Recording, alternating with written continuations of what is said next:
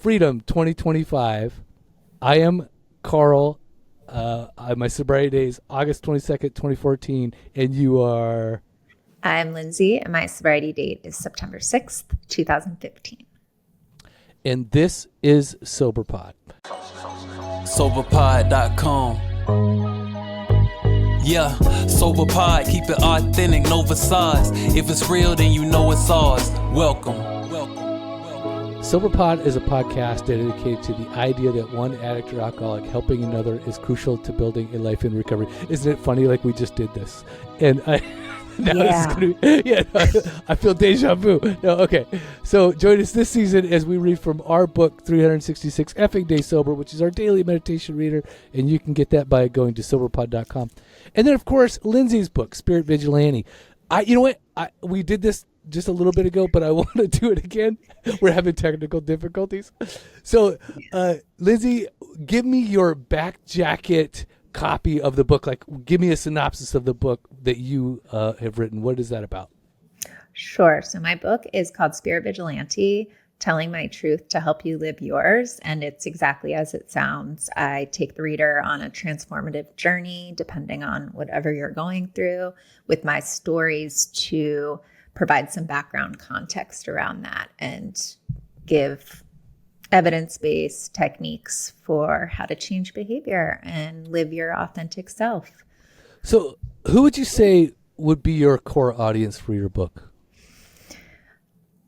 I would say anybody who feels like there's something more to life and want to find more meaning in it. Maybe they're feeling lost or stuck.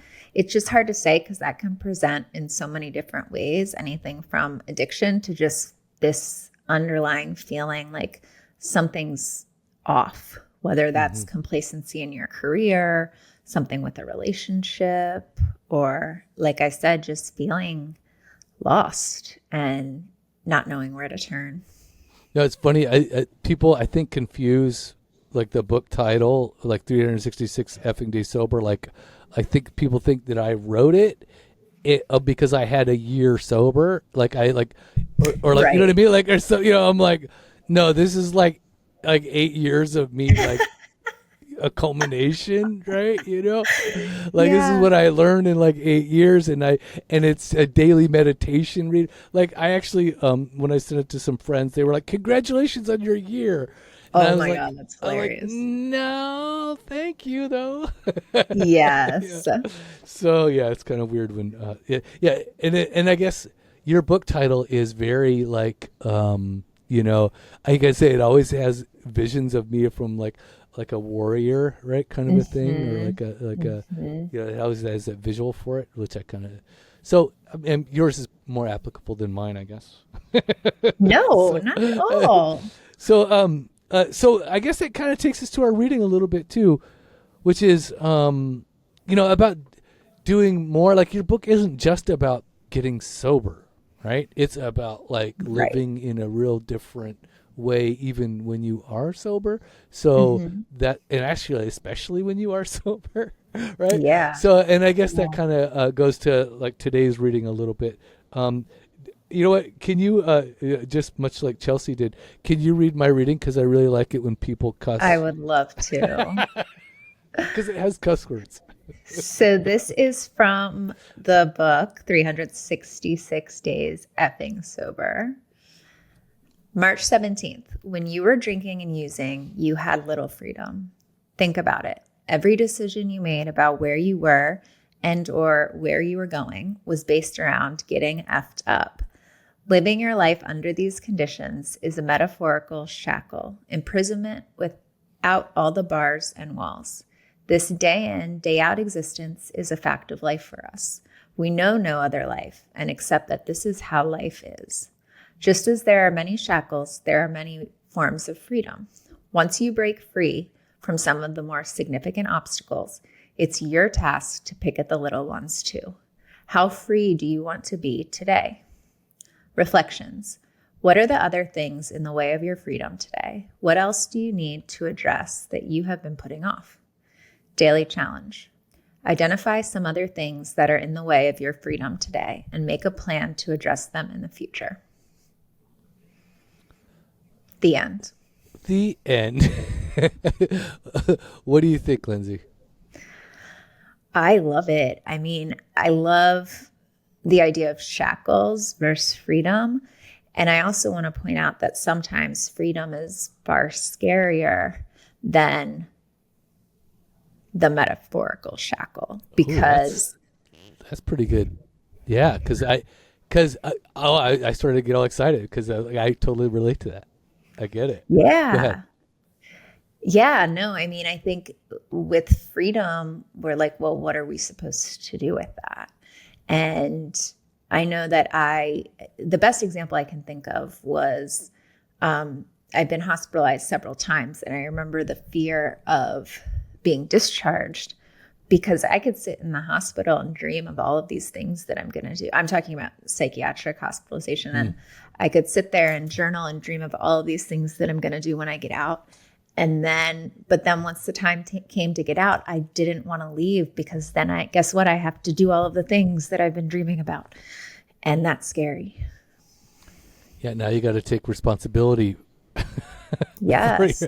for all those thoughts. Yes. So, yeah, and also like the thing that got me excited was like I didn't understand, like I get it's kind of like when I was drinking, to me that was really familiar. That was something that I did, and it wasn't challenging, because you wake up and it's so funny. Like we talk about this, like one day at a time stuff that we talk about in recovery. But the fact is, I lived more one day at a times while I was drinking than I ever did when I was sober. Just because of the habit of it, just because that's exactly what that is. It's like, I get up, I shit, shower, shave. I do my best to not drink before noon, but apparently it doesn't always happen. And then and it's off to the races. And when it's out, that's all I need to worry about is drinking, right? I mean, everything else is just kind of like a means to an end for me. Like, right. So it's like, I didn't know any aspects of freedom, not a single one of them. I try to think about it this way. Did you ever smoke, Lindsay? Cigarettes or? Yeah. Yes. Vape, cigarettes, nicotine. Did you ever do that? Cigarettes. Did you vape at all? No, I think I quit before. I don't know when vape came out, but it wasn't as big as it is now. I think I might have quit before it ever entered my periphery. Yeah. So I did vape for like 2 years, my last 2 years of doing nicotine. And, and I don't, when cigarettes too, it's like, it's like how much anxiety do you have over like your last cigarette? You know what I mean? Like the last one in the pack. If you're like out and you have like just that one, like your brain literally just moves into this like hunter-gatherer mode where like, I need to go get a pack of smokes, right? It's like, it becomes, you're like on a mission, right? And that's how, like, it's so funny because we always, in NA, they, there's in the readings, and when I was in my early 20s, I went to NA.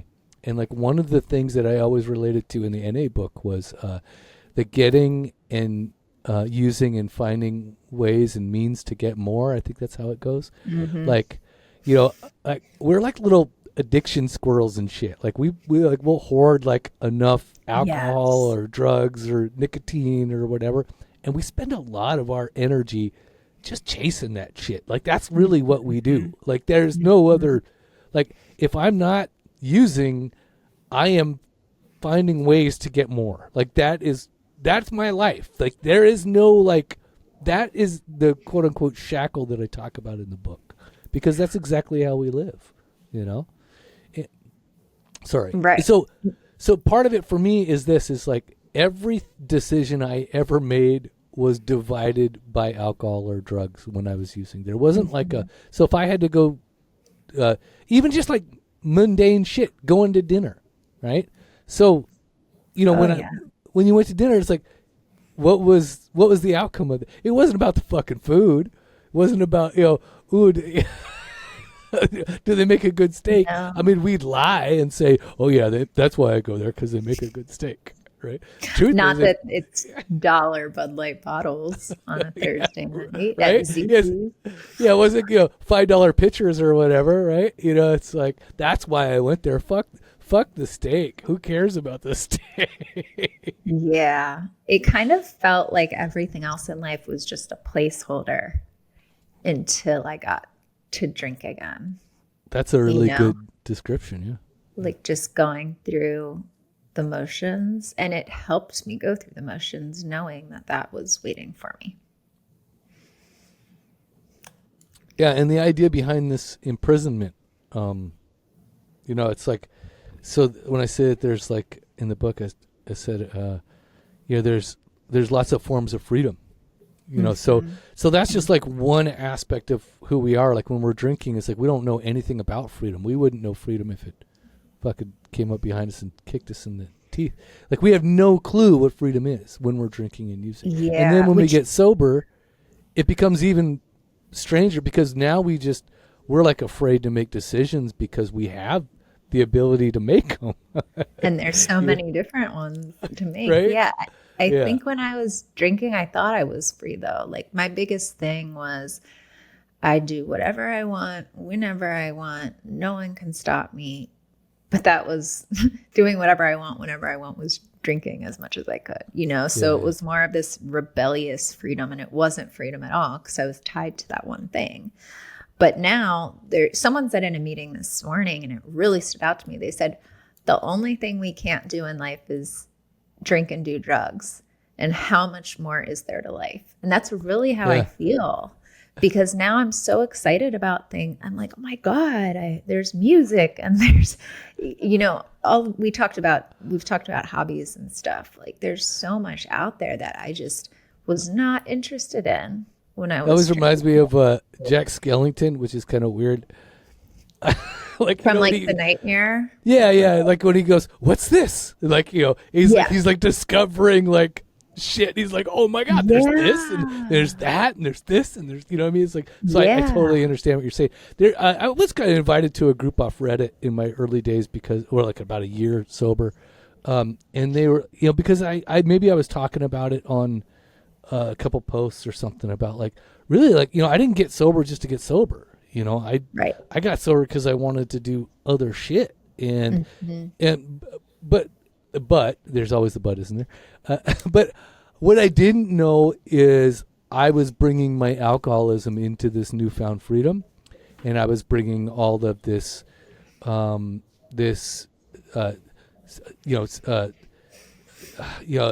self-esteem, fear, bad habits, bad directions, bad attitudes. So that's what this is kind of about. It's like, once I do. Like, yes, I'm free from alcohol, and yes, my doors are open for all these other things. I still have a lot of self-limiting beliefs about what it is I'm truly capable of because, all I've ever known is I'm a piece of shit. All I've ever known is, I can't because of my addiction, because of my alcoholism, because of the way I react, or because of the way I overreact. It could be any number of things. But what I don't understand is like, the little things, quote unquote, are actually the real big things. I mean, quitting. They say, in the big book they talk about like, the bottle is only a symptom, right? And what they're really trying to say, even though we think it's like the biggest thing, we think that that's the thing that we're at odds with the most, or that we're like in conflict with. The fact is that there is way more behind that bottle as a symptom. And that's all the things that are quote unquote little, but they're not. They're huge things. Again, fear. I have a huge issue with procrastination right now. Like I'm totally like in like this like paralysis of like, oh, I don't want to do that stuff. And like, and I know that I need to like get over that. But again, that's self-destructive behavior. But where did I learn all that shit? Right. Yeah. So do you have anything like that going on right now? Or or actually, that's better yet. We should probably move into this, which is when you got sober, what did you find were your biggest hurdles to actual freedom, right? Not just freedom from alcohol and drugs, but freedom to operate the way that Lindsey needed, to operate, and discovering who you were and quote unquote living your truth in that way, because that's really what we're talking about. Yeah, I mean, I think when you talk about the self-limiting beliefs, I realized how many of these shackles were self-inflicted and that I was now keeping myself in. And I don't want to get too far into it, but law of attraction and creating our own reality and all of that, we don't realize that we are such limitless and boundless beings because we are keeping ourselves trapped in these stories and these tragedies. I know that I was, and until I had to really very intentionally flip that script was when I started noticing real changes. And a lot of that was with getting sober, because every day sober, I was building a little bit more self-efficacy, a little bit more belief in myself, and empowering myself to take even greater risks and make even more significant changes. But it all starts small. And I talk about that in my book a lot, just very subtle shifts. And if you do that every day, it adds up to bigger, better things along the way. What do they say? If you change, 1% better every day, Yeah. what that nets out to over a year is a complete, change. I mean, it's nearly impossible, but Yeah. Let's just say, I didn't understand the long-term effects of sobriety. Like, I wanted everything done in a year. Like, I thought, I'm a year. It isn't that funny, like how we think, Yeah. we put whatever timeline on it. Look, if you just got sober and you just sat around and did nothing, guess what your progress is going to be? It's like a lot of nothing, So, so I think that was kind of the thing, is I did that for a while too. I really did. Like, I thought, as long as I'm just sober, I'm good. But then then I started to see, though, it's like, well, because now I'm awake, now I'm aware that like life is happening, and I have a hard time dealing with people. I have a hard time with my own emotions. I'm quick to anger. I'm not. None of the things that I thought that I would be doing are coming into play. I literally, I thought I was going to take on more freelance work or, focus on my career, quote unquote. You know what I mean? Like, all these things that I just totally expected that never happened. But I was sober, right? And so I thought, but then I didn't understand too. It's like, I actually had to apply myself. I actually had to do shit. I had to read books. I had to engage with people. I had to think and do things differently than I'd ever done before. And then I understood, there's so many more levels of freedom that I need, because I'm still, I'm shackled to this self. Nothing about alcohol. No more drinking or drugging mattered. That stuff was far gone. What I started to understand is that I am shackled to my fear. I am shackled to my self-limiting beliefs. And you touched on it. It's like, our world is colored by our thoughts, and we literally, what we think and who we are, that becomes our reality. That is a real thing for me anyway. So I had to start changing my my attitude and my perception, as well as my action at the same time. You talked about little changes.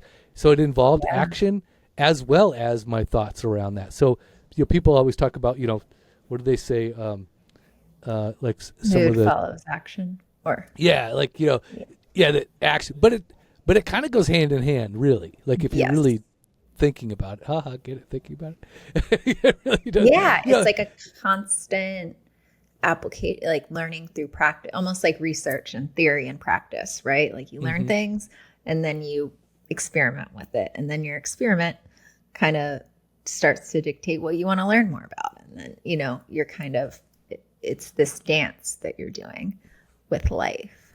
And I think too, something in your book, when you ask how free do you want to be today, I think to put that into more like less abstract terms, I kind of ask myself sometimes, how free do you want to be in this situation? So if you're arguing with somebody or ruminating about something, like I can make a choice every moment of how free I want to be of this or in thinking about this. So that really helps me because I'm determining that. It's so funny, like you talk about people, because that's exactly like I think where I had a real struggle. I still have a real struggle with like, breaking away from,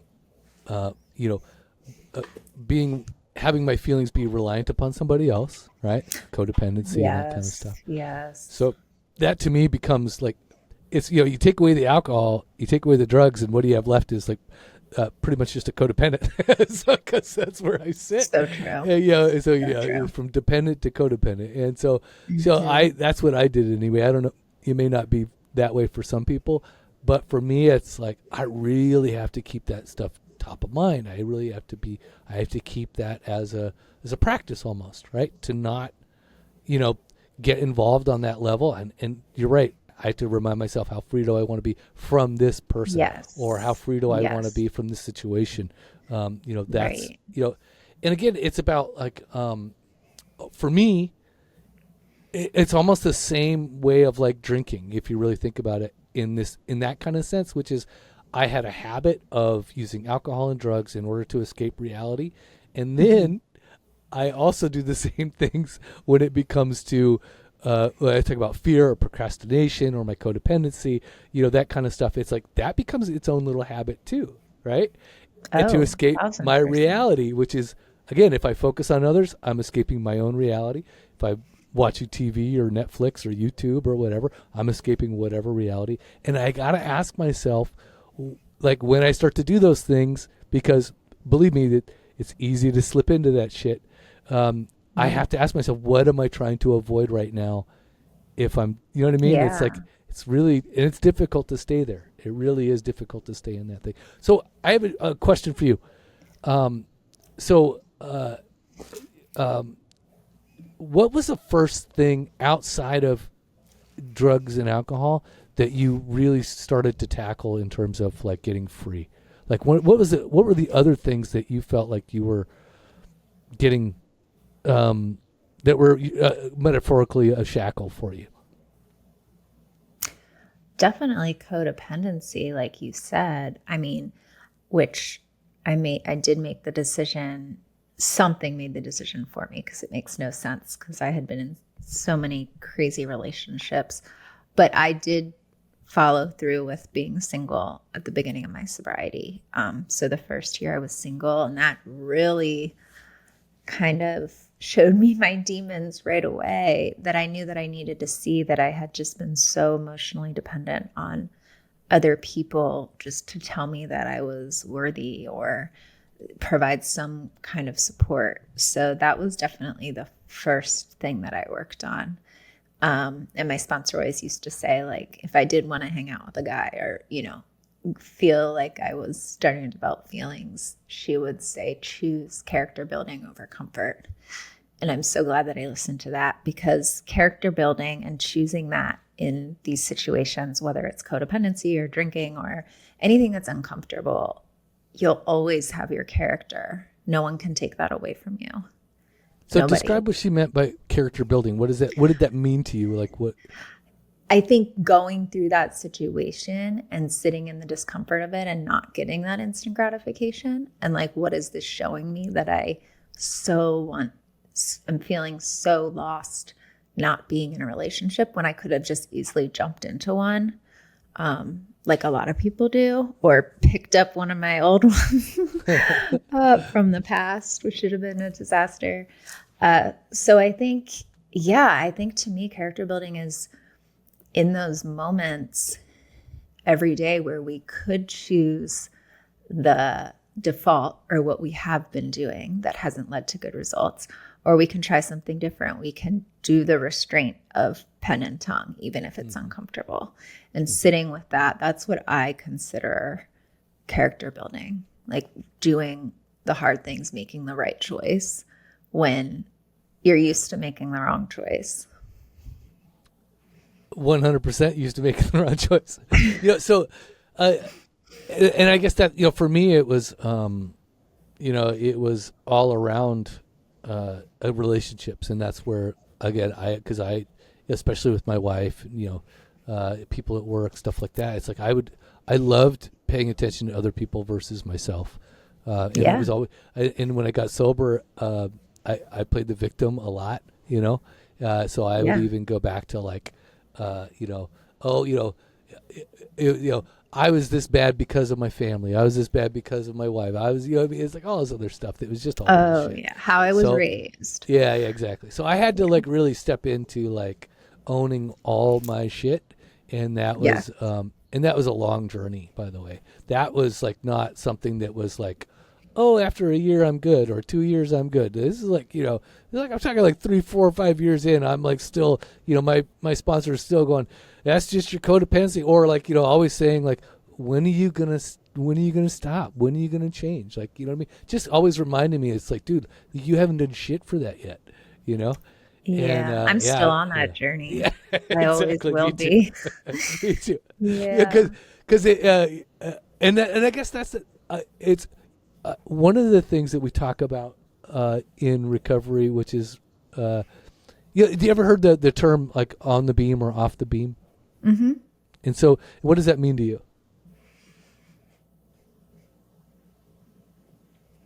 That's a good question. This isn't a delay. This is a brain delay. So everybody who's listening, just know we'll just that pretend delay it's is an on actual purpose. delay.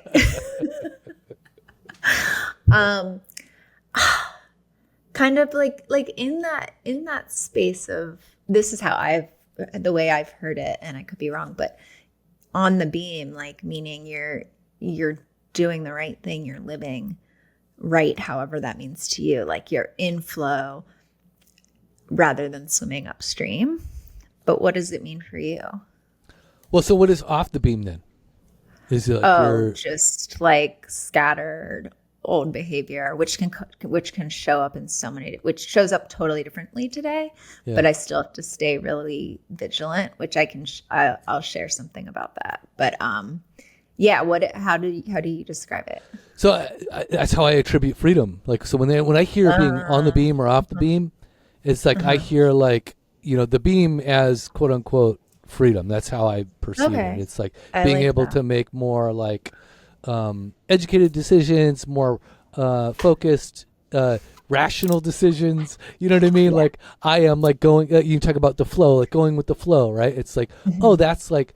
In Taoism, they say, be like water, like go the way of water, right? Yeah. It goes through the least resistance, and it goes where it's naturally intending to go, and it doesn't have any issue doing that. And then you talk about off the beam. It's like, for me, it's like off the beam is when I'm old behaviors, old patterns, old difficulties. I make things harder than they should be. I am like, I'm not doing it the way that it really should be done, like as in just more ease and more relaxed way of doing something, and I'm less balanced, right? Because that's what the beam kind of talks about. And so I see. Yeah. so and like, you know what I mean, and I'm off, and so that's when I'm actually like, that's when I'm falling victim to like my metaphorical shackles. I'm like literally doing things that like I know that I shouldn't be doing. So whether it's procrastination, operating out of fear, like, you know what I mean, like all these ways of like being that simply are like just cause trouble, but I'm so used to that. Like I had 42 years of that disturbing pattern, so it's, I think what I'm trying to say is like, for me, it's really easy to fall off the beam because I know nothing more than that, and that's me. Like, again, I'm not. When I'm doing that stuff, I'm not really focused on, the aspects of freedom. I'm not taking advantage of that stuff. I'm not like seeing that like, hey, there is a better way to do something. And it takes me a while to get back on that beam sometimes. And I think we all do it. And I think that it's very human, not just addict or alcoholic, right? Like I think that's the thing, is like I tend to take this moniker or this label of alcoholic or addict, and I I tend to picture it as like, oh, poor me, and oh, look at my handicapped nature, right? You know, like, and then I use that as an excuse to not live up to my fullest potential, and meaning like. So when I go quote unquote off the beam, I'm like, well, that's just me being an addict or an alcoholic. Oh, and interesting. You know what I mean? Like, you know what I'm saying? It's kind of like that. And what I do is I negate my personal freedom or ability to have that freedom, right? Because I think it's almost like that's just the burden I have to carry because I'm just a fuck up. You know what I mean? And that's just so far from reality. You know what I mean?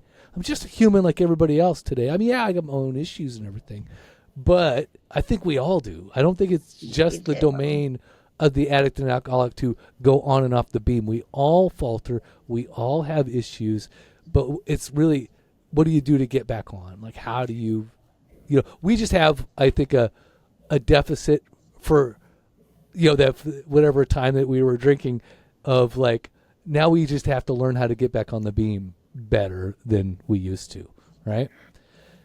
Well, and now we can realize that there even is a beam to be on, and we have tools to do that. So if anything, we've actually expanded our potential rather than, using that as an excuse. And like I said, I think that being off balance can show up in such different ways in my life. So I have to actually grow those observation skills and become way more astute. And you were talking about procrastination. So I just want to share that I asked ChatGPT to roast me. I saw that someone did that on their Instagram, and I just have to read this to you. So it says, Lindsey, you've got so many projects going on. I'm starting to think your creative process is just throwing glitter at the wall and hoping it spells enlightenment.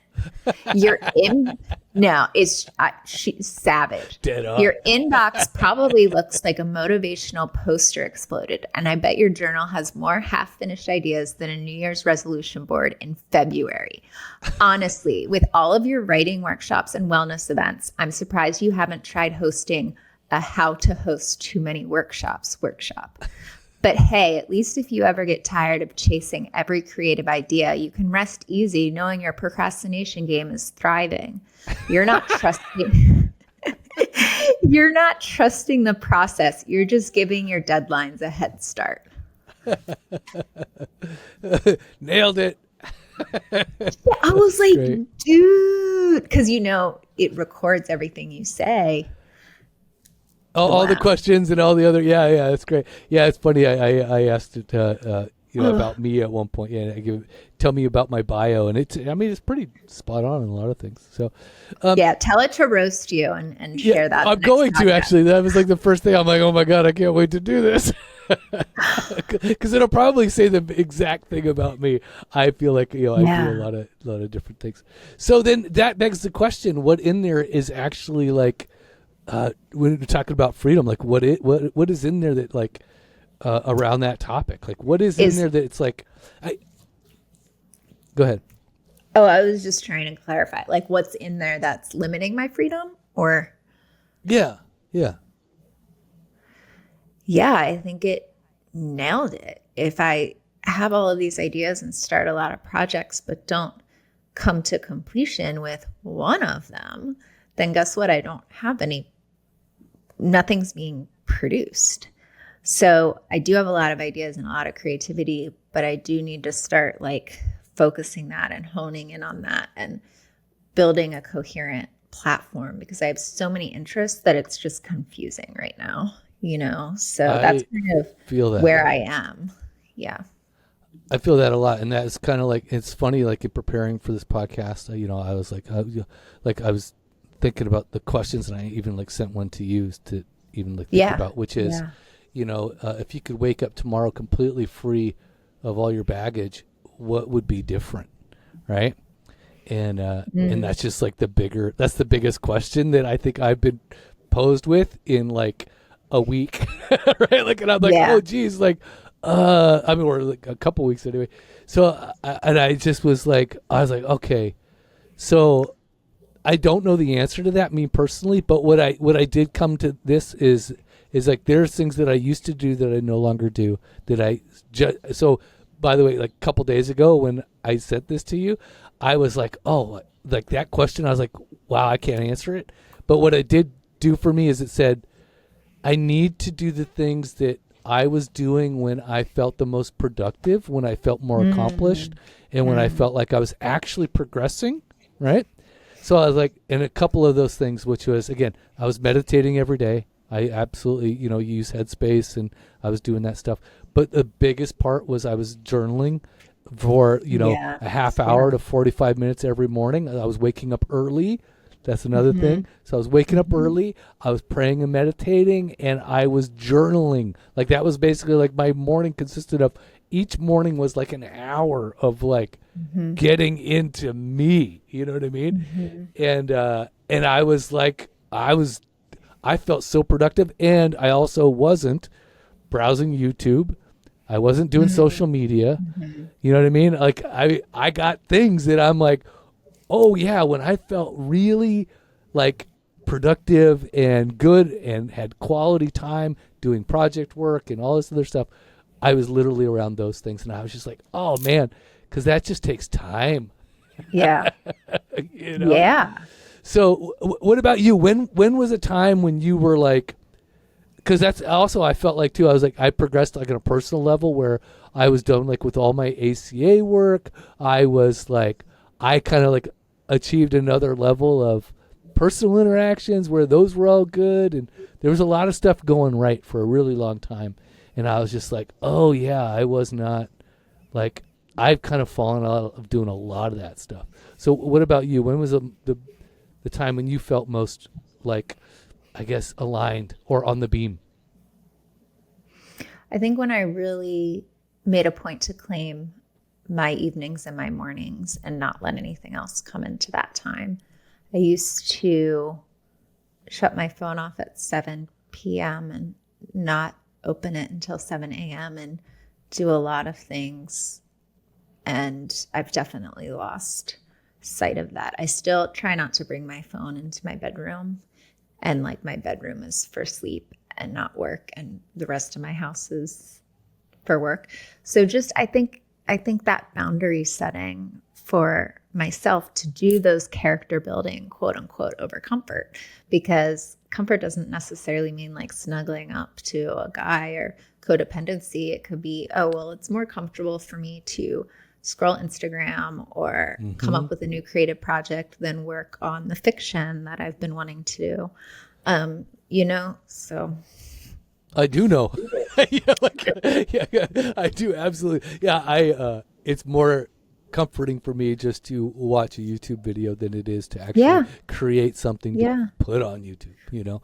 So it's hard to put yourself out there as well, right? So if you're creating stuff, it's like we definitely like. So fear is always behind that stuff. Always. So always. So and I one of the things I do want to say about this is that like the reason I wrote this page or the reason that this topic even exists is because I was not satisfied with just being sober. And I also acknowledged that there was more to this life and to everything out there, that there was something in me that said, you need to do X, Y, or Z. I felt called to a certain degree to do other things. So, one of the things that that I felt, if I didn't answer that call, if I didn't do these other things, that I was going to trudge down another path. I would have gone, if I don't progress as a person and in my interests and life goals and skills and all this other stuff, I'm literally just jumping on back to a path of relapse, drugs, alcohol, poor living, bad decisions, etc. I know that of myself. That's exactly what I did in my early 20s. I decided, you know what? That recovery road's not for me. I'm just going to focus on being me, and being me just led me back to the bars. That's really what it led to. And codependency and all those other things, and not understanding who I was, etc. My likes and dislikes. So I think that's the kind of the caution of the tale here, is to say, like, if we don't progress, if we don't look at these other ways that we're shackled and that we're,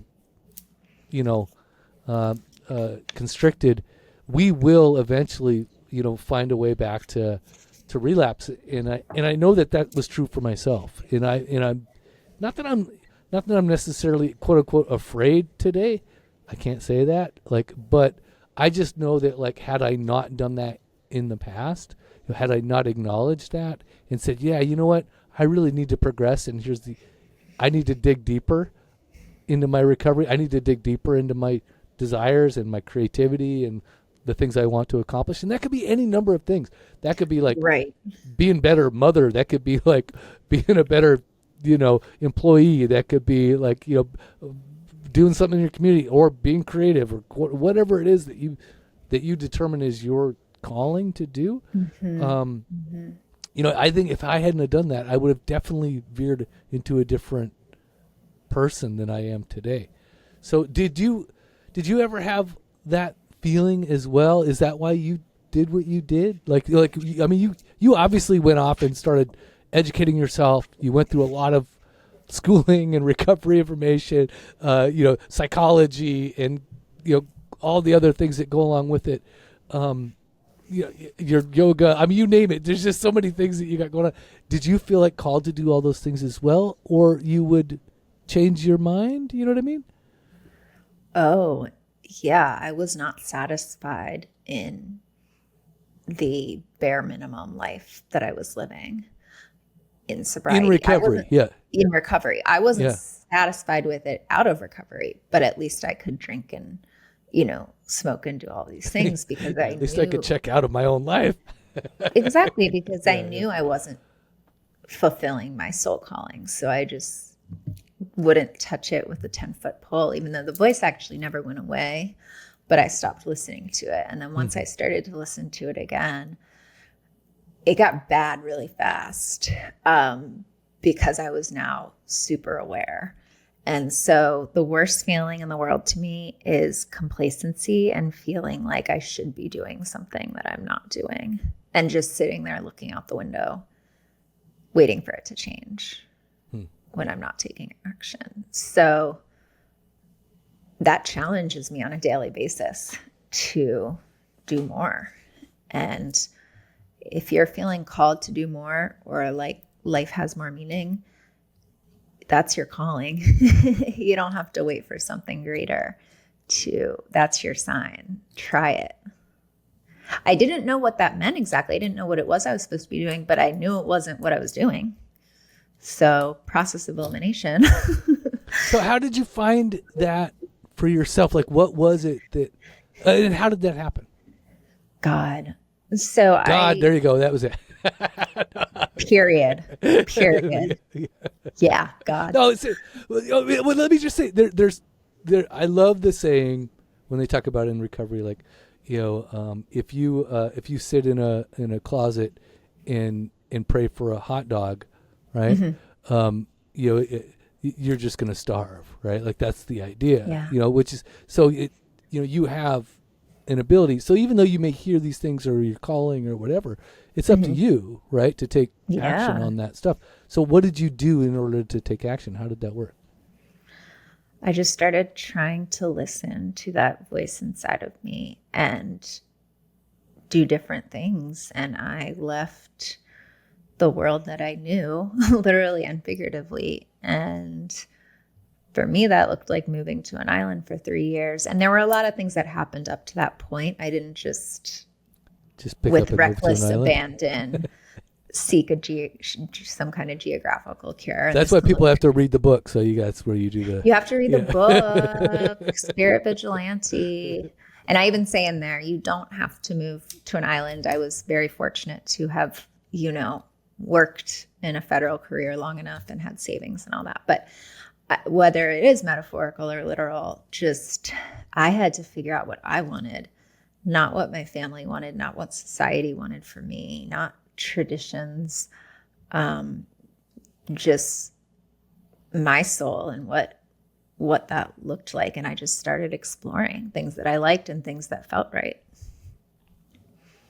And so, and then for me, a lot of it was around, my mentorship with my sponsor. Like that was like a big, I would always check in and just be like, hey, I'm doing this. Yeah. Like, I would just check in, like, I'm going to do this. Is this okay? Like, even when I started doing the podcast, that was a big part of like, I just like, hey, I'm going to do this podcast. And I just want to know your thoughts. Like, what do you think? And just general stuff like that. I always have to check in with somebody because what I think isn't always like the best thing. And what I also get is like, and I never used to, by the way, I used to just be like, I would go half cocked or fully cocked. I would go off and just do my own shit with a fuck you attitude. And that just never paid off ever. Like it would, because then when I started to check in with people about, hey, and really listen, like you said, like really listen with other people, like say, what do you think of this? And really take their feedback. Don't just sit there and like, I mean, I would at times be writing stuff down or putting it in my phone like, oh, that's a good idea or whatever. But no, it just gave me a real good head check about what my motives were in some of those situations. A lot of times my motives were not as awesome as I thought that they were.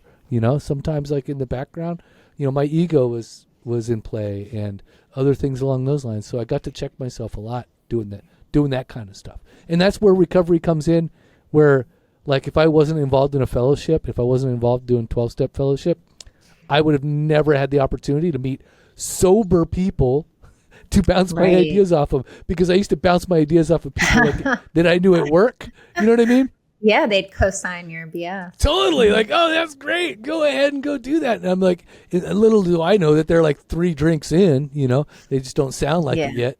And they're giving me total bad advice. Yeah. So I learned to start, not only take people advice, but being critical of who I took the advice from. Because what do they say? Don't take advice from somebody that you wouldn't take criticism from. Yeah, I love that. Yeah, it's a really good saying. And there's been times in my life where I really had to just step out completely and recruit people's brains who I trusted when I was in depths of insanity and just in sobriety.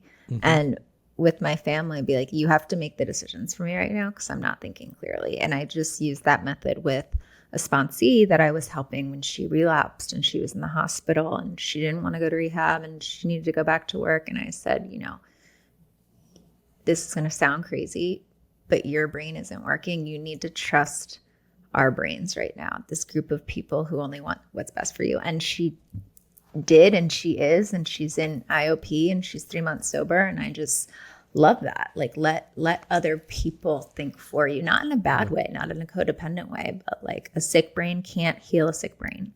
The problem can't solve the problem. So. Yeah. Sometimes the path to freedom is not the way we want it to be or the way we think it should be. Right. Yeah.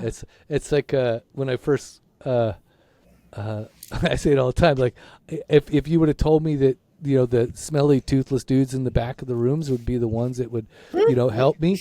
I remember driving by the club. I would drive by this club all the time thinking like, as I was like a year sober and I, if I wasn't going home and I was just passing it, I would think these are the insane, crazy motherfuckers that like are helping heal my family, and that would just blow my mind. Like that these smelly toothless bastards in the back of the room were saying and doing shit that like, they knew better and I didn't, but I thought because I smelled good and drove a really nice car that for a long time that I knew better because of that somehow, just because you can afford a good car does not mean you can afford like, does not just because you can buy a new car doesn't mean you can buy good character. How's that? Right. And I think that's what I always thought. I always thought I bought my way in somehow, which I didn't. And that's why it goes back to my point of no one can take character away from you. You can lose the car, you can lose the house, you can lose the job, you can lose the partner. But if you stay with your character and keep listening to your voice, you can't go wrong. That sounds like the path to freedom. Ah, look at that. Yeah, Yes. Yay. All right, yeah, so look at that, bringing it all home. Okay, Lindsey, if you were to if you were to give one I guess bucket of advice to somebody new to recovery and who was seeking to not just get and stay sober, but to move beyond that, what would you tell them? We talked about so much. I don't even know how to wrap it up succinctly. But I know my tagline is trust your truth, and I kind of just want to say that, but to expand on it in the context of this episode is listen to that voice that's always speaking to you and trust it. And that would be your truth? That would be your truth. Yeah. Yeah. Yeah, I would say, what do we, I thought that I knew so much before I got sober. And then when I got sober, I after a while anyway, I got to understand that I knew that I didn't know. And Yes. what that meant is that I had, like you said, I had to trust other people. I had to trust another, whether it be a group, or whether it be another philosophy, another way of living. Because if I would have been able to fix me, quote unquote, I would have done it before I got into the rooms. You know? Exactly. So I started to trust other philosophies and other ways of living, because I clearly did not receive the tools to live a functional life like other people seem to have been given. So I just started. I started to do what other people do. I think that's the idea, right? I got with people who are headed in the same direction, and that could mean, by the way, Reddit Stop Drinking. That could mean AA. That could mean Smart Recovery. That could mean rational recovery. Whatever it is that you get into, that thing, right? A plan that maybe you and your therapist come up with. It could be anything like that, right? So what I stopped doing is I stopped listening to this insane voice that was inside my head. And like you said, I listened to that still, small, quiet voice that said, oh no, that whispered, psst, by the way, this is the new way, right? And I started to listen to that until that voice grew stronger and stronger. And I took somebody else's hope and broke off a piece until I could grow my own, kind of a thing. And I think that was really what helped me, is like getting in with other people who were headed in the same direction and who were living the life, who were seemingly living the life that I wanted to live, and knew where the landmines were buried and could tell me, any given day I could call them up and say, hey, I'm thinking about doing X, whatever X is. Yeah. And should I do it? They'd be like, no, there's a landmine over there. Don't do that. And I'd be like, oh, okay, I won't do that. You know what I mean? Right. Basic stuff, real basic. Allowing that information in. And that's why the second tenet of my book, the second chapter, is allow, however that translates to you. I think when you say taking other people's advice, I think God, higher power, universe speaks through people and is always sending you messages. So it doesn't have to be this elusive voice we're talking about, that you might not hear it that way. It comes up in different people signs and synchronous. Just read my book. No, I'm kidding. Yeah. But yeah, allowing that in, really letting go is the path. Yeah, if you can. I mean, it doesn't always happen. But let me just say, it's not always a voice, too. Sometimes it's a feeling. Yeah. You know what I mean? Like sometimes it's like an intuitive thought, or, whatever. It's like what they talk about in recovery. So that's another way to do that. Okay, so I don't know what you got going on in your life, dear listener, but if you got, if you have things that are, if your panties are in a bundle, It's never good. and you're looking for ways out, and you're looking for more freedom, obviously, keep digging, keep researching, keep doing the things that you need to do in order to get the answers that you need, because it doesn't always come in 3, 6, 9 month chips or a year. It really comes with like that daily diligence to kind of to find those things and to get through it. So if you're going through something, I keep digging, stay sober, obviously, and just keep doing your best, because that's all there really is to it. Moreover, it's like, I didn't get 10 years because because I'm awesome and because I deserve it. I got 10 years because each day I woke up and decided not to drink over the stupid bullshit, and and just passed it on to the next day, and sooner or later I was able to deal with the bullshit. So, Lindsey, what do you say to the kind, loving, vivacious, courageous people out there? I say, trust your truth. And I say, stay active, stay sober. See ya. Soberpod.com. Yeah. It was a sight to see him. Breakfast with Sprite and Seagrams. Wrestling with my vices, exercising my demons. My blessings were blocked, so I never got the message. I'm stressing, I'm only 12 steps from an exit. Regret it, because my imperfections were perfected. I ain't run from it, I accept it and rep it. It's a badge to me, good stories come from a tragedy. And when you survive, the glory will come in Act 3. The wait's over, 366 days sober. Morning affirmations that can start the day for you. Use my favorite bookmark for a placeholder. Finish when the day's over. Okay. Yeah, sober pod, keep it authentic, no facades. If it's real, then you know it's ours. Welcome.